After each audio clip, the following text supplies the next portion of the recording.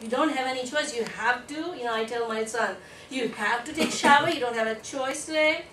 You ought to, you got to, you need to, you must. And so we put all these demanding statements throughout our language. And many times, they don't work. They go against you. So I was talking to somebody yesterday, right? Yeah. So Mukanima said, I should come. And I said, when you say should, then if you come, it's not a big deal. You should have done it, right? And if you don't, then you feel guilty because you should have done it. So whether you do it or not do it, you feel bad. And so next time, when you start hearing yourself saying, I should do this, I should clean up, I should do this, I should organize, then say, I would like to. So if you say, I would like to attend this seminar, then if you attended, you did something that you wanted to do, so you feel good about it. And in case there's a problem and you're not able to do, then it's okay. It's not the end of the world. You don't feel guilty. And so that is one of the premises of cognitive behavior therapy.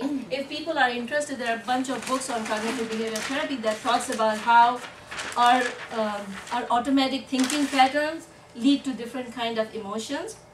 And so should is one of our thinking patterns that develops throughout our life. I contribute that for my son all the time. You should do this, you should do that. And so that has developed for me by the society. And so we have all these shoulds in our life. So every time we start noticing the should, if we start replacing them with I would like to, or it would be nice, then if it happens, then you are feeling good. If it doesn't happen, you don't feel too bad. And so it kind of gives you that segue.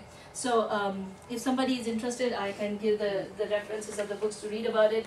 But all these things, when you start seeing yourself doing it, she should have done it, she should have called me, should have let me know, she ought to do this, she got to think about how big it is on the body scale.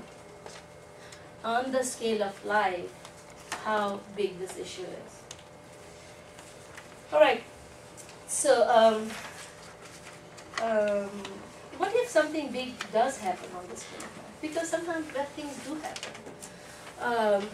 And what can we do in that situation? So Arthur Ashe, anybody know him? He was this legendary Wimbledon champion, and he got diagnosed with AIDS.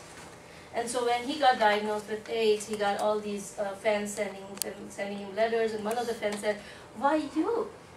You are such a great person, you don't have bad habits, you're a good person, character, you've never done bad things. Why did this happen to you? This is what he wrote back. Uh-oh. What happened?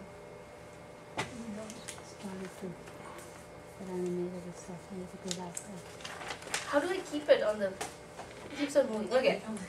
So he said, 50 million children start playing tennis world over. 5 million learn to play tennis.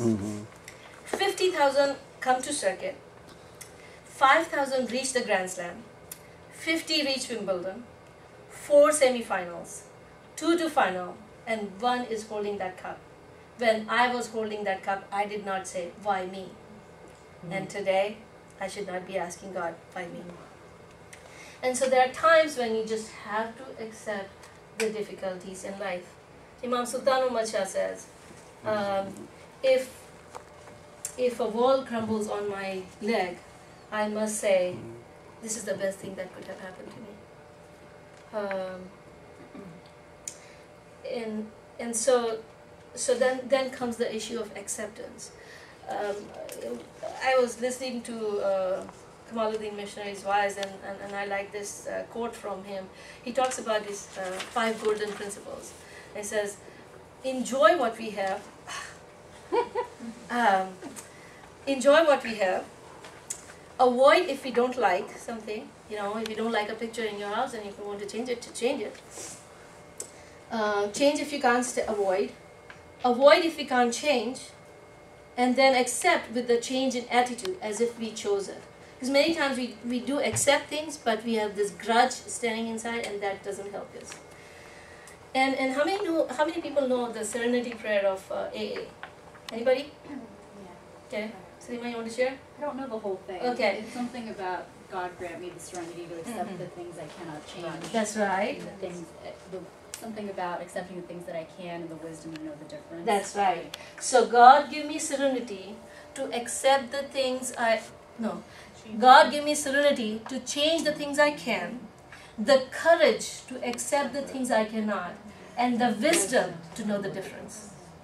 So there are things that you can change them. I say do it with 5 A's. I like these 5 A's and 3 C's and 10 10s.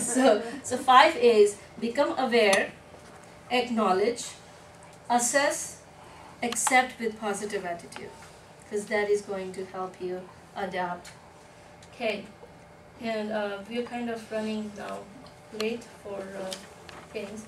So I skipped the whole section on worry, and I want to kind of see we should